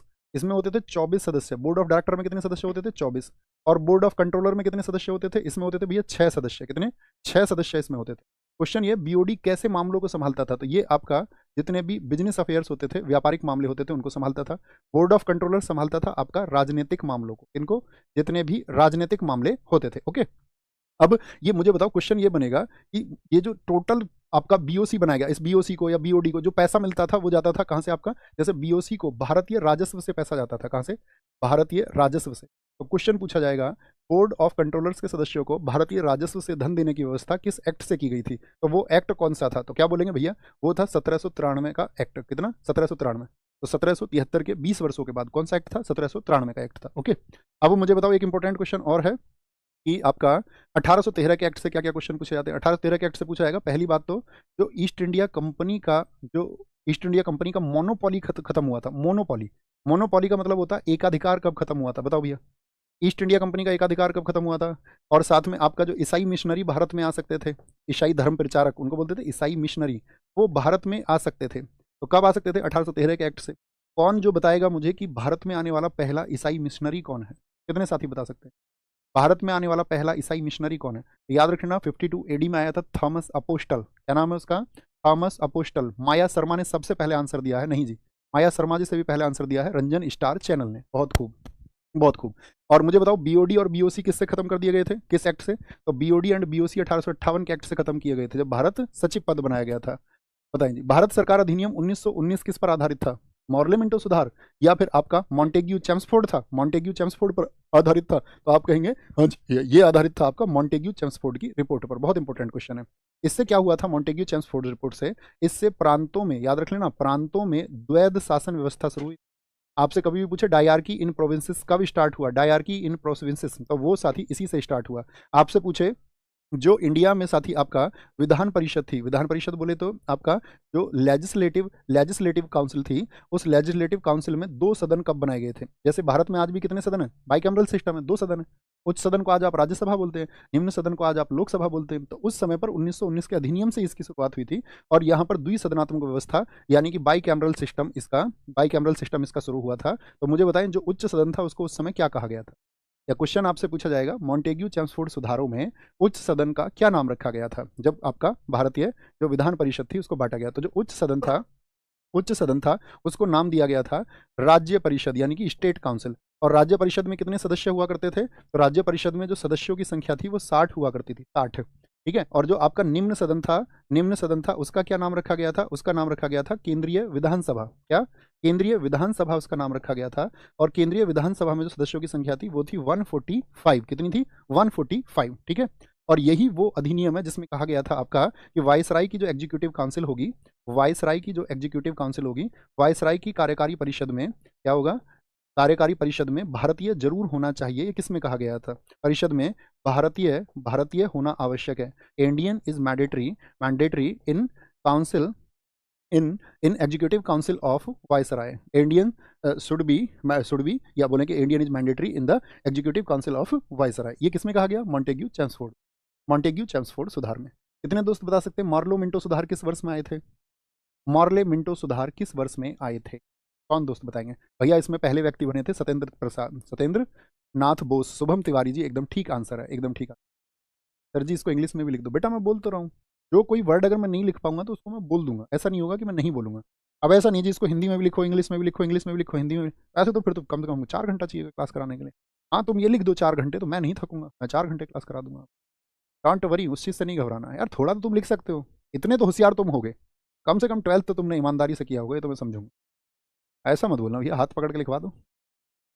1900 में एकदम ठीक आंसर है। गवर्नमेंट ऑफ इंडियन एक्ट 1935 को किसने दास्ता का एक नया अधिकार पत्र कहा था? A new charter of slavery किसने कहा था? ये आपका ये कहा था जवाहरलाल नेहरू ने। अच्छा ऐसे कितने साथी हैं जिन्होंने नायक 2.0 फाउंडेशन से पॉलिटी को पढ़ा है? थम्स अप करके बताना। जो नायक 2.0 में फाउंडेशन में मैंने पॉलिटी पढ़ाई है, वो आपने कितने लोगों ने पढ़ी है? मुझे नहीं लगता वो उनके लिए क्वेश्चन शायद ऐसे होता होगा, तिन के मात्र का सा क्वेश्चन उड़ा देते होंगे। क्या बोलेंगे? जवाहरलाल नेहरू है भैया, जवाहरलाल नेहरू। और इसी में साथ ही आपका जो 1935 का एक्ट था, इससे कुछ जरूरी चीजें पूछी जाती हैं। जैसे सबसे इंपॉर्टेंट बात है केंद्र में द्वंद्व शासन किससे शुरू हुआ था? यानी कि आपका जो डुअल गवर्नमेंट थी या डायरकी थी, डायरकी इन सेंटर किससे शुरू हुई थी? डायरकी इन सेंटर। तो साथ में प्रांत में अगर द्वैध शासन शुरू हुआ, तो सॉरी केंद्र में, तो प्रांतों में क्या हुआ? प्रांतों में खत्म हो गया। तो आपसे कभी भी पूछे प्रांतों में साथी जो डायरकी को अबोलिश किया गया वो किस एक्ट से खत्म किया गया? तो अबोलिश हुई 1935 के एक्ट से, 1935 से एक्ट से। एक बार भाई वो पोल क्रिएट करना, Hindi medium English medium click करना। इंग्लिश मीडियम वाले जितने साथी हैं इंग्लिश में आपका क्लिक करना उस बात पे, ठीक है, जो सिर्फ इंग्लिश मीडियम के हो। अगर आपसे पूछे जो प्रोविंशियल गवर्नमेंट बनी थी, जो प्रांतीय सरकार बनी थी, जो प्रोविंशियल गवर्नमेंट बनी थी, नहीं तो हम इंग्लिश में बोलेंगे, ठीक है, 1937 में, फिर लिखना पड़ेगा हमको। प्रोविंशियल क्या बोलेंगे? प्रोविंशियल गवर्नमेंट जो बनी थी वो कब बनी थी? तो वो 1937 में बनी थी। मुझे बताओ साथी, अगर मैं आपसे पूछूं जो बर्मा देश है, जिसको आज आप म्यांमार बोलते हैं, वो बर्मा देश जो है भारत से अलग किस एक्ट से हुआ था? भारत से। भैया जो इंग्लिश मीडियम वाले हैं वो इंग्लिश में ही आपका लिखना उसको, ठीक है। क्या बोलेंगे? जो बर्मा को भारत से सेपरेट कर दिया गया, बर्मा को अलग कर दिया गया। अब मान के चलो मैं कहीं पे आपको लिखना है और मैं ये बोल दूं कि बर्मा को भारत से सेपरेट कर दिया गया, तो इस बात पे प्लीज तुम्हारा सहयोग चाहिए होगा, सहयोग चाहिए होगा कि आप कह देंगे भैया हाँ ये तो हम कर लेंगे, इतना तो हम जानते हैं, इतना तो हम जानते हैं। बहुत बढ़िया। एक बार पोल पे क्लिक करना, जितने भी साथी इंग्लिश मीडियम के वो इंग्लिश में लिखते हैं उसको, ठीक है। जो हिंदी वाले उनकी नहीं पूछ रहे हैं, हिंदी में तो हम उसको लिख ही रहे हैं, हिंदी में कोई दिक्कत नहीं है। तो एडजस्टमेंट करेंगे तो लगभग ऑलमोस्ट 10%, 10% का मतलब लगभग 4000 बच्चे इंग्लिश मीडियम से, तो फिर तो लिख लेंगे थोड़ा थोड़ा, कोई दिक्कत नहीं है। बाकी थोड़ा सा सहयोग आप भी करना, थम्स अप करें जी भैया करेंगे, बस पोल कर दो, एंड कर दो उसको। तो दिया नहीं अभी आंसर, 10,000 नहीं दिया, तो उतना ही आएगा लगभग, ठीक है। तो क्या बोलेंगे? बर्मा को सेपरेट कब कर दिया गया? तो 1937 में हुआ है दोस्त, वैसे तो सेपरेट, लेकिन 1935 में उसको अलग किया गया था। अगर मैं आपसे पूछूं जो फेडरल कोर्ट है, फेडरल कोर्ट सुना भी करो, मैं जो बोला करूं है ना, उसको लिख लिया करो। हमेशा तुमसे उम्मीद करूंगा कि इतने पढ़े लिखे तुम बच्चे हो, और इतना कोई फटीचर है कि भैया सुन के भी नहीं लिख सकता है, तो बेटा फिर मार आके लगाऊंगा वहीं, ऐसे समझो स्क्रीन में से निकल के, तो मैं एकदम से पटक के जॉन सीना वाली पटकी वहीं लगा दूंगा। संघीय अदालत, फेडरल कोर्ट, फेडरल कोर्ट की स्थापना कब हुई थी? तो आप कहेंगे 1937 में ही हुई थी, 1937 में ही हुई थी। ये आपका 1935 एक्ट से हो रहा है। अगर मुझे बताओ आरबीआई की जो साथी स्थापना हुई वो भी 1935 अधिनियम, लेकिन एक्ट तो उसका 1935 था। आरबीआई की स्थापना कब हुई? 1935 में। अब एक क्वेश्चन पूछेंगे हम आपसे, जो संघीय न्यायालय बना था, जो फेडरल कोर्ट बना था, इसमें टोटल जज कितने थे? नंबर ऑफ जजेस कितना था इसमें? टोटल जज कितने थे इसमें? तो टोटल जज आप कहेंगे इसमें न्यायाधीशों की संख्या थी भैया 7। 7 का मतलब 1 + 6, और एक कौन था? वो चीफ जस्टिस होता है। तो चीफ जस्टिस कौन थे यहाँ पर? तो चीफ जस्टिस थे यहाँ पर मॉरिस गोयर। कौन थे? चीफ जस्टिस थे यहाँ पर मॉरिस गोयर। क्या नाम था? मॉरिस गोयर चीफ जस्टिस थे। आरबीआई की स्थापना होगी। एक साथ ही यहाँ पर हुआ था आपका डिस्ट्रीब्यूशन ऑफ पावर्स, शक्तियों का विभाजन। और शक्तियों का विभाजन कितनी तरह से हुआ था आपका? शक्तियों का विभाजन कितनी तरह से, कितनी सूचियों में बांटा गया था उसको, कितनी स्केड्यूल्स में? तो शक्तियों का जो विभाजन हुआ था वो 3 स्केड्यूल्स में कर दिया गया था, 3 स्केड्यूल्स में। ये 3 स्केड्यूल्स कौन कौन सी थी? एक संघ हो गई यानी कि आपका सेंटर हो गई, एक आपका स्टेट हो गई, और एक कॉन्करेंट हो गई यानी कि समवर्ती हो गई, समवर्ती कॉन्करेंट। कितने दोस्त बताएंगे समवर्ती सूची को हमने किस देश से लिया है? समवर्ती सूची को हमने किस देश से लिया है प्यारे साथी? तो आंसर आएगा समवर्ती सूची को। कमाल, अपने स्टूडेंट होने का परिचय देना, कभी भी गड़बड़ नहीं होनी। ये चीजें मैं आपको प्रैक्टिस, आपको साथी एनलाइटन, आपको साथी अगर मैं बात करूँ स्पीड को बूस्ट करने के लिए, और आपको पुराना डेटा जो भी इंपॉर्टेंट है 5 साल 6 साल 7 साल क्या इंपॉर्टेंट है वो मैं देखूंगा अपने आप। आपको साथी आपको फोकस करना है बस चीजों के आंसर देने पर और क्लास पे। बताएं फटाफट। ऑस्ट्रेलिया, ब्रिटिश संसद ने भारतीय स्वतंत्रता अधिनियम का पारित किया था कि भारतीयों को आजाद करेंगे, तो जुलाई 1947 में पारित किया था। जुलाई 1947 में, कितनी जुलाई को भैया? 18 जुलाई 1947 को उसको पारित किया था, ठीक है, उसको पारित किया था। अच्छा मुझे बताएं जो साथी आपका माउंट बेटन, माउंटबेटन योजना है वो किस वर्ष की थी भारतीय स्वतंत्रता को लेकर के? माउंटबेटन योजना, जिसको नेहरू जी ने बाल्कन प्लान कह दिया था कि तुम हमारे देश को बाल्कन देशों की तरफ बांटना चाहते हो, बाल्कन प्लान, इसको डिक्री बर्ड प्लान भी बोलते हैं। इसको साथ ही आपका बाल्कन प्लान भी किसने कहा था? इसको बाल्कन प्लान कहा था नेहरू जी ने। किसने कह दिया था? नेहरू जी ने इसको कह दिया था। Who said? Nehru ji said. तो ये माउंटबेटन योजना किस वर्ष की है? तो याद रख लेना, ये 3 जून 1947 की है। 3 जून 1947। इस यूरोपीय समुदाय ने भारत के साथ प्रथम व्यापारिक संबंध स्थापित किया था? बच्चों मतलब दर से सीखना, अपना step to step, step to step उसको बढ़ाना, मजबूत करना है। ओके, वो विश्वास आपको मेरे ऊपर रखना होगा, वो मेरी जिम्मेदारी है।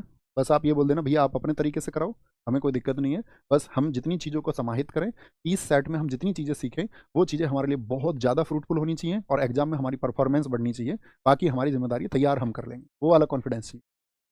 तो प्रथम व्यापारिक संबंध किसने स्थापित किया? तो भारत में सबसे लंबे समय तक कौन रहे थे? पुर्तगाली। सबसे पहले भी पुर्तगाली आए थे। मुझे बताएं पुर्तगालियों में पहला कौन आया? Vasco da Gama. तो वास्को डिगामा किस वर्ष आया? Vasco da Gama. Vasco da Gama Bharat कब आया था? तो आप कहेंगे भैया 20 मई 1498 को आया। वास्को डिगामा दूसरी बार भारत कब आया था? दूसरी बार आया था 1502 में। और तीसरी बार कब आया था? 1524 में। फिर यहीं मर गया, इसको मलेरिया हो गया वास्को डिगामा को। ठीक है, डिगाना नहीं, वास्को डिगामा। Vasco da Gama. तो पुर्तगाली आए साथी आज सबसे पहले। पुर्तगालियों के बाद कौन आया था? तो पुर्तगालियों के बाद में आपका डच आए। डच आए। डचों के बाद में कौन आए थे? आपका फिर ब्रिटिशियर्स आए। ब्रिटिशियर्स के बाद में कौन आए? फिर फ्रांसीसी आए। फ्रांसीसी आए। ठीक है, ये आपको पता होना चाहिए। अब मैं आपसे पूछूं वास्को डिगामा भारत में कहाँ पहुंचा था? भैया कालीकट में। अच्छा, वास्को डिगामा का मेंटर कौन बना था? कालीकट केरल में। कौन राजा था यहाँ पे? ये तो बेसिक क्वेश्चन है, तुमसे उम्मीद करूंगा इतना बेसिक तुमको आना चाहिए। कौन सा राजा था वहां पर? जमोरिन राजा था। अगर मैं पूछूं इसका पथ प्रदर्शक कौन बना था, जिसने इसको रास्ता दिखाया था? अभी RWA आपका जो इसी चैनल पर 1 बजे हिस्ट्री की क्लास चलती है, जिनका हिस्ट्री कमजोर है वहां से क्लास किया करो। तो क्या बोलेंगे? वो भैया आपका है अब्दुल मजीद था। कौन था? अब्दुल मजीद था। मुझे बताओ पुर्तगालियों की पहली फैक्ट्री किस वर्ष खुली? पुर्तगालियों की जो पहली फैक्ट्री खुली थी वो किस वर्ष में खुली थी? तो जो पुर्तगालियों की पहली फैक्ट्री थी वो खुली थी 1503 में। 1503 में कोचीन में। कहाँ पर? 1503 में कोचीन में खुली थी। अगर मैं आपसे पूछूं दूसरी फैक्ट्री कहाँ पर खुली थी इनकी, तो दूसरी फैक्ट्री जो पुर्तगालियों की खुली थी वो खुली थी 1505 में। और 1505 में कहाँ पर? आपका कन्नूर में खुली थी। कहाँ पर? कन्नूर में खुली थी। कन्नूर। ठीक, कन्नूर में खुली। भारत में पुर्तगाली शक्ति का वास्तविक संस्थापक कौन था? भारत में पुर्तगाली आए, वास्को डिगामा आया। अब मैं आपसे क्वेश्चन पूछूंगा भारत आने वाला दूसरा पुर्तगाली कौन है? बताओ। पहले क्वेश्चन बताओ, फिर उसके बाद में आंसर। भारत आने वाला दूसरा पुर्तगाली, भारत आने वाला जो साथी दूसरा सेकंड पोर्टुगीज था, second Portuguese who came to India, दूसरा पुर्तगाली। तो आप कहेंगे दूसरा पुर्तगाली था भैया 1500 में, और वो था आपका पेड्रो कैब्रल। कौन था? Pedro Cabral. जिसने किसकी, कौन से देश के लिए मार्ग खोजा था? Pedro Cabral. और इसके साथ एक आदमी आया था जिसने किसको खोजा था? जिसने आपका केप ऑफ गुड होप का पहला रास्ता खोजा था, बार्थोलोम्यू डियाज, इसके साथ में आया था ये। तो पेड्रो कैब्रल ने किस देश का रास्ता खोजा था?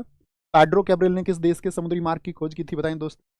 बोलेंगे पेड्रो कैब्रल ने। सबका आंसर आना चाहिए ब्राजील, ब्राजील, ब्राजील। बहुत खूब। तो पुर्तगाल वास्तविक शक्ति, तो पुर्तगाल में जो साथी पुर्तगालियों का जो बिजनेस बढ़ा तो इन्होंने पहला गवर्नर किसको बनाया था? तो पहला गवर्नर इन्होंने बनाया था आपका अल्मीडा को। किसको? अल्मीडा को। अल्मीडा ने क्या सोचा था?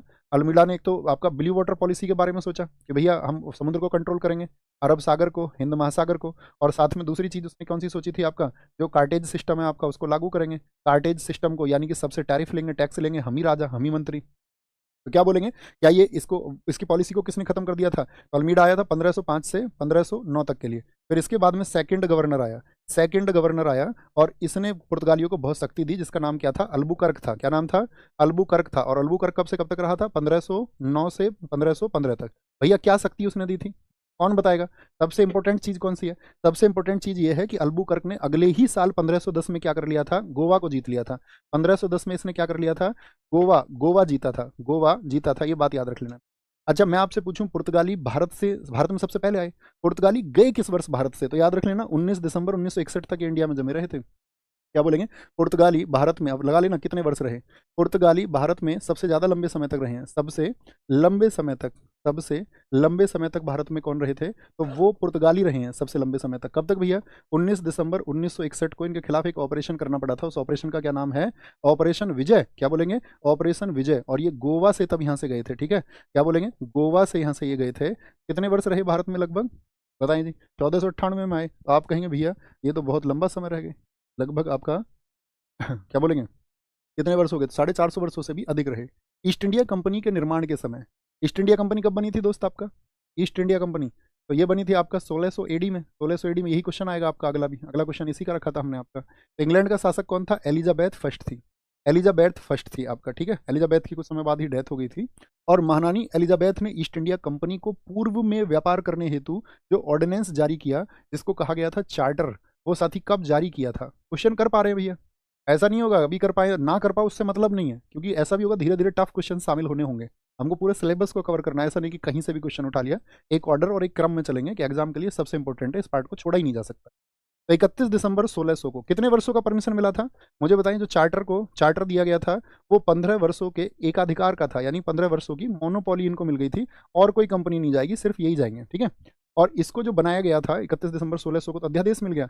ये जो कंपनी बनी थी, ये कंपनी बनी थी आपका किस ईयर में? तो कंपनी बनी थी आपका 1599 में। और उस कंपनी को जो बनाने वाले लोग थे उनका नाम था मर्चेंट एडवेंचर्स। किसने बनाया था? मर्चेंट एडवेंचर्स ने इसको मिलके बनाया था। ओके, मुझे बताइए इस समय जब ईस्ट इंडिया कंपनी बनी तो भारत में राजा कौन था? भारत में कौन था आपका शासक? भारत में शासक था आपका, क्या बोलोगे, अकबर। क्योंकि आपको पता ही होना चाहिए 1556 से लेकर के 1605 तक कौन है? अकबर है। अकबर भारत में था। अकबर भारत में था। एक स्क्रीन शॉट लेके रख लो दोस्त, स्क्रीन शॉट लेके रख लो और एक बार लिख दो वेलकम सर। एक बार लिख दो वेलकम सर सारे लोग। सर की क्लास होगी आपका 7 तारीख से, और सिर्फ 20 सेट होंगे। जैसे हमारे जीएस में सिर्फ 30 सेट होंगे, ऐसा सर के सिर्फ 20 सेट होंगे, जिसमें सर आपको 4000 प्लस वॉकेब करा देंगे। और ये शुरू होगा सुबह 11 बजे से 7 बजे से। एक बार थम्सअप को लिख दो और वहां जाकर भी बोलना सर से, सर आप इसे कराएं, हम बहुत एनर्जी के साथ में करने वाले। ले चुके स्क्रीनशॉट, आगे बढ़े। थम्सअप कर चुके, आगे आए। नेक्स्ट है, भारत में कितने राज्य हैं जो तट रेखा पर स्थित हैं? कितने राज्य? कितने राज्य हैं जो तट रेखा पर हैं? तो आप कहेंगे भैया 9 है क्या? आप कहेंगे हाँ जी भैया। कौन कौन से 9 हैं, कोई बता सकता है? कौन कौन से 9 हैं जो तट रेखा पर स्थित हैं? ये आपको पता होना चाहिए। पहली बात तो बताओ, भारत की तट रेखा कितनी लंबी है? तो भारत की जो तट रेखा है वो 7516 किलोमीटर की है। कितने की है? 7516.6 किलोमीटर की। अच्छा, अभी नए आंकड़े देखे आपने, नए वाले? तो भारत की जो तट रेखा है वो कितनी हो गई है? ये वाला देखा किसी ने आंकड़ा? 11,098 वाला, 11,098 किलोमीटर। क्योंकि 2023-24 में अभी ऑफिशियली नहीं हुआ है, हालांकि अभी ऑफिशियली नहीं हुआ है।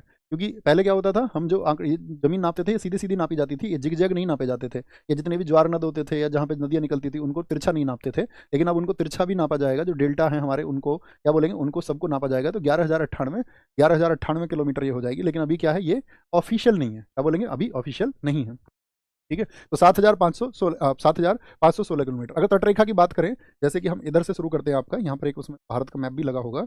भारत के मैप की अगर हम बात करें, यहाँ पर देखिए, तो मुझे बताइए कितने राज्य हैं जो तटरेखा से गुजर रहे हैं? इधर देखो, पहला राज्य सीन 2 पे लगाओ। पहला आपका गुजरात हो गया, पहला गुजरात हो गया। दूसरा कौन सा हो गया? महाराष्ट्र हो गया। एक मैप हर बच्चे के स्टडी टेबल पे होना चाहिए। चाहे आपके स्टडी टेबल आपके पास होना हो, चाहे कच्ची दीवारें हो या कुछ भी हो, चाहे हाथ से नक्शा बनाना पड़े आपको, चाहे हाथ से रंग भरने पड़े, लेकिन आपके पास मैप होना चाहिए। ओके, तो क्या बोलेंगे, दूसरा कौन सा हो गया? तीसरा कौन सा हो गया? गोवा हो गया। चौथा कौन सा हो गया? कर्नाटक हो गया। और इधर कौन सा हो गया? केरल हो गया। तो मैं आपसे पूछूं, पश्चिमी तट पर कितने हो गए? पश्चिमी तट, ये पश्चिमी तट है, वेस्ट साइड है, क्या बोलोगे? ये पश्चिमी तट पर कितने राज्य मिलते हैं? तो पश्चिमी तट पर आप कहेंगे भैया 5 स्टेट है। कितने हैं? 5 स्टेट हैं। अब आते हैं पूर्वी तट पर, इस साइड, पूर्वी तट इस वाली साइड में। तो यहाँ क्या होगा? तमिलनाडु हो गया एक, तो एक आंध्र प्रदेश हो गया, एक उड़ीसा हो गया और एक कोलकाता हो गया। तो आपका जो पूर्वी तट है उस पर कितना राज्य है? तो पूर्वी तट पर है आपका 4 स्टेट। कितना है भैया? 4 स्टेट है। तो कुल मिलाकर के कितना राज्य हो गया? 9 राज्य हो गया। अब मुझे बताओ, इसमें सबसे लंबी जो समुद्री सीमा है वो किस राज्य की है? सबसे लंबी जो कोस्टल लाइन है, क्या सबसे लंबी जो साथी आपका कोस्टल लाइन है वो किसकी है? जो समुद्री तट रेखा है वो किसकी है? तो आप कहेंगे इसमें सबसे लंबी समुद्री तट रेखा आती है, वो आती है गुजरात की। गुजरात के बाद में आती है आपका आंध्र प्रदेश की, इसकी आंध्र प्रदेश की, और तीसरी इसमें आती है आपका तमिलनाडु की। तो गुजरात की कितनी है? 1214 किलोमीटर में। आंध्र प्रदेश आपसे पूछे 973 किलोमीटर, और तमिलनाडु आपसे पूछे तो 906 किलोमीटर की, 906 किलोमीटर। ठीक है, याद रखेंगे दोस्त हमेशा, ये भैया याद रखेंगे। आप कहेंगे हाँ जी याद रखेंगे। कितने हो गए आपका? तटरेखा पर कितने हैं? 9 है। 9 डिग्री चैनल किस किस के बीच में है? 9 डिग्री चैनल, 9 डिग्री चैनल बताएंगे। यशस्वी त्रिवेदी हमेशा अच्छे आंसर देने के लिए आप जाने जाते हैं दोस्त। भैया गोवा की सबसे कम है, हाँ 103 भी कहा जाता है उसको, 104 भी कहा जाता है। 103 104 याद रखना है, गोवा की सबसे कम है। 9 डिग्री चैनल क्वारत्ती और मिनिकॉय के बीच में, अमीनी देव और क्वारत्ती के बीच में है, आपका कार निकोबार और ग्रेट निकोबार के बीच में है, या अंडमान तथा निकोबार द्वीप बीचों के समूह में। तो क्या बोलेंगे? क्वारती। क्वारती कहाँ पर पड़ता है दोस्त? आपका लक्षद्वीप। तो ये लक्षद्वीप और मिनिकॉय के बीच में है। कितने डिग्री? 9 degree, 9 degree. ठीक है, देखो ये वाला स्क्रीनशॉट लेना एक बार, ये स्क्रीनशॉट लेना। तो ये क्या बोलेंगे? लक्षद्वीप है और ये मिनिकॉय, इनके बीच में कितना है? 9 डिग्री है। मिनिकॉय और मालदीव नीचे से शुरू करना, MM। तो कितना है आपका? MM के बीच में आपका MM, ठीक है, और फिर आएगा आपका ML, तो इनके बीच में 9 डिग्री। और इधर आपका 10 डिग्री किस किस के बीच में? निकोबार और अंडमान के बीच। ठीक है, देखो यहाँ से कॉन्सेप्ट और समझना, यहाँ पर हम ऊपर की तरफ देखेंगे तो क्या हो रहा है, 8 डिग्री नीचे और 9 डिग्री कहाँ है, ऊपर है। तो भारत की जो मुख्य भूमि शुरू होती है कितना डिग्री से शुरू होती है, तो 8 डिग्री 4 मिनट से, यानी कि 8 से थोड़ा ज्यादा है और 9 से कम है। तो किधर चल रहे हैं, 8 से 9 की तरफ चल रहे हैं, तो 8 डिग्री 4 मिनट यहाँ से भारत की मुख्य भूमि शुरू होती है। तो बहुत इंपॉर्टेंट बनता है। तीनों लाइन याद रहेंगे भैया, तीनों याद रहेंगे, हाँ जी भैया तीनों याद रहेंगे। भारत का सुदूरस्थ दक्षिणी बिंदु कौन सा है, जैसे भारत का सुदूरस्थ दक्षिणी बिंदु आपको बताना है, अर्थात भारत का जो साथी आपका जो साउथ में है, तो साउथ में कौन सा सबसे सबसे दूर जो बिंदु है वो स्थित है, बताएंगे। सबसे दूर साउथ में, तो साउथ ये तो क्या होता है, हमेशा आप रीजनिंग करते हैं, इधर नॉर्थ है, इधर साउथ है, इधर ईस्ट है, और इधर क्या है आपका वेस्ट है, बताएं फटाफट से।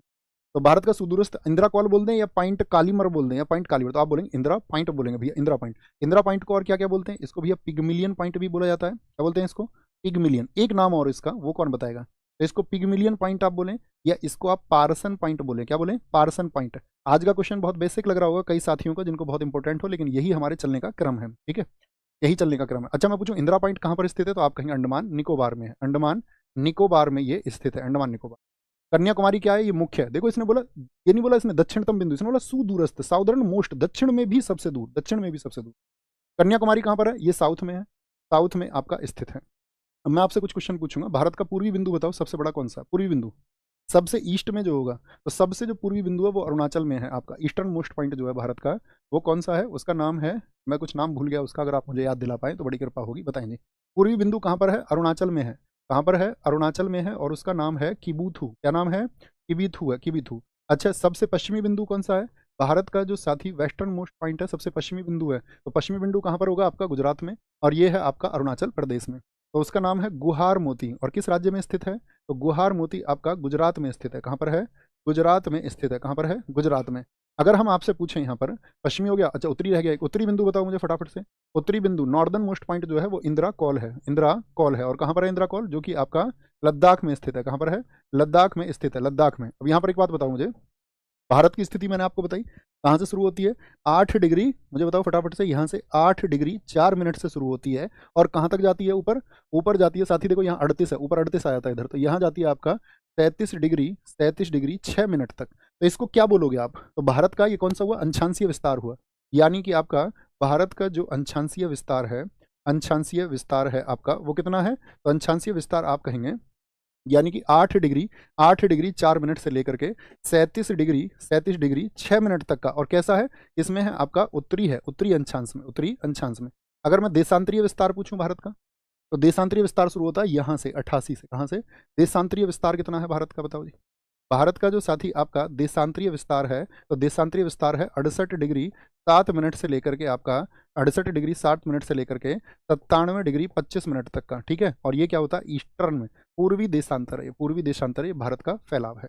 अब मैं आपसे पूछूं भारत का पश्चिम से पूर्व तक का जो लंबाई है वो कितना किलोमीटर, तो पूर्व से पश्चिम की जो लंबाई है वो 2933 किलोमीटर, कितनी है, ये वाली जो लंबाई है ये है 2933 किलोमीटर, ठीक है, और ऐसे ही नापी जाती है, ऐसे 2933 किलोमीटर। और अगर उत्तर से दक्षिण की लंबाई की बात करें तो ये कितनी है, उत्तर से दक्षिण, तो ये है 3214 किलोमीटर, हमको पता होना चाहिए, 3214 किलोमीटर। कर्क रेखा निम्नलिखित में से कितने राज्यों से होकर के गुजरती, कर्क रेखा, त्रिपुरा, मणिपुर, मिजोरम, पश्चिम बंगाल, और नीचे दिए गए कूट में से सही उत्तर का चयन करें। मिजोरम से गुजरती है क्या, तो आप कहेंगे भैया मिजोरम से तो नहीं गुजरती, मिजोरम से गुजरती है, हाँ नहीं, मणिपुर से नहीं गुजरती, मिजोरम से तो गुजरेगी ना, मित्र पर गमछा, मिजोरम से तो गुजरेगी, मणिपुर से नहीं गुजरेगी, इससे नहीं गुजरेगी, तो आप बोलेंगे भैया मणिपुर से नहीं, अरे यार ये कैसा कर रहा है? इससे नहीं गुजरेगी, बताएंगे जी, मक्खी वक्खी बैठेगी क्या आगे, तो क्या बोलेंगे भैया मणिपुर से नहीं गुजरेगी, यानी कि आपका त्रिपुरा से गुजर जाएगी, मिजोरम से गुजरेगी, पश्चिम बंगाल से गुजरेगी। तो क्या बोल देंगे आपका, किससे, 1 2 4, किन किन से होकर गुजरती है, 1 2 4 से होकर के गुजरती है, 1 2 4 3 आगे पीछे कर दिए हैं, ओके। अच्छा कितने राज्यों से गुजरती है टोटल कर्क रेखा, कर्क रेखा टोटल 8 राज्यों से होकर गुजरती है, कितने राज्यों से, तो यहाँ पर इमेज को देखिए जरा ध्यान से, कर्क रेखा कितने राज्यों से होकर के गुजरती है, तो आप कहेंगे भैया वो 8 राज्यों से होकर के गुजर, 8 राज्यों से, कौन कौन से 8 राज्य इधर से लिखना, तो एक तो गुजरात हो गया, पहला गुजरात हो गया, गुजरात के बाद में कौन सा हो गया, इसका ट्रिक क्या बनता है बोलो जरा, मित्र पर मित्र पर गमछा झार, ये ट्रिक बनता है।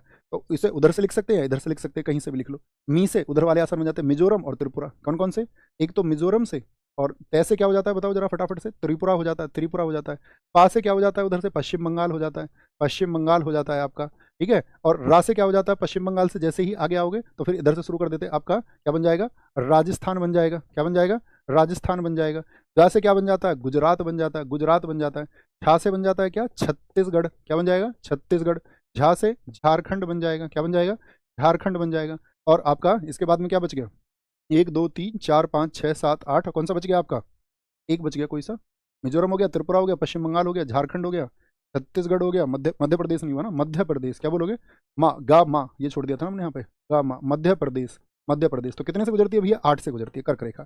अब एक क्वेश्चन और पूछेंगे आपसे, जरा बताओ, जो भारत में साथी आपका, भारत में जो प्रधान मध्याह्न रेखा है वो कितने राज्यों से गुजरती है, प्रधान मध्याह्न रेखा वो कितने राज्यों से होकर के गुजरती है, तो प्रधान मध्याह्न रेखा गुजरती है आपका 82.5 डिग्री पूर्वी देशांतर से, किससे, 82.5 डिग्री पूर्वी देशांतर से गुजरती है। तो यहाँ पर मुझे बताएं ये कितने राज्यों से होकर के गुजरती है, 5 5 5, बहुत खूब। 5 राज्य कौन कौन से हैं, तो यहाँ का है यूपी में छत आंधी में उड़ी, तो यूपी से मतलब उत्तर प्रदेश हो गया, मैं से मतलब क्या हो जाता है इसमें, मध्य प्रदेश हो जाता है, ठा से क्या बन जाता है इसमें, छत्तीसगढ़ बन जाता है, ठीक है, और आंधी से क्या बन जाता है, आंध्र प्रदेश बन जाता है, आंध्र प्रदेश, और उड़ी से बन जाता है ओडिशा, क्या बन जाता है, ओडिशा बन जाता है, ओडिशा।